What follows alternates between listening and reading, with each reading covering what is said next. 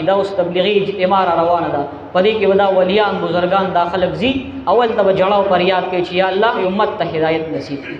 ګوره دا اوس کابران نه رشي دا د کابرانو د پاره نه، زمونږ مسلمان په غلط طرف روان دي. ټیم ختم شو او اکثر خلک تپوس کوي یره وی تبلیغ چې دی نو وی تبلیغ مسلمانانو ته ولې کوي، موږ مسلمانان وی لاړ شي کافرانو ته کوي.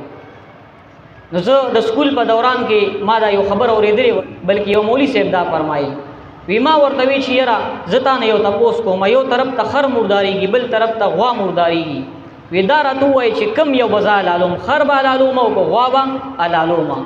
وی ته دې تپوس وکړه، وی هر سړی به وی چې مولوي صاحب چې خر خو اصل مردار دی، بس پرې د مردار نشي، هغه کو مړکیږي نو بس هغه کو حلاله کو مړکیږي نو مردار دی. او غوا چې کله دا سکیږي مړکیږي نو چې حلاله دی کنو دا سشو قیمتي شو، خلک به غوخه خوري نو مردارې نه بچ شو، او کنه پرې دی خنو مردار بشي.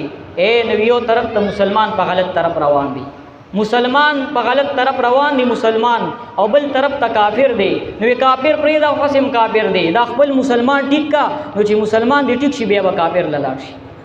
نو دغه تبلیغي اجتماع روان ده دي د کوش نیتو کې ارادو کې څومره خلک زی ټول امت د لپاره جړه فریادو کې چې الله رب العزت ټول ته هدایت نصیب کړي، موږ تم نصیب کړي.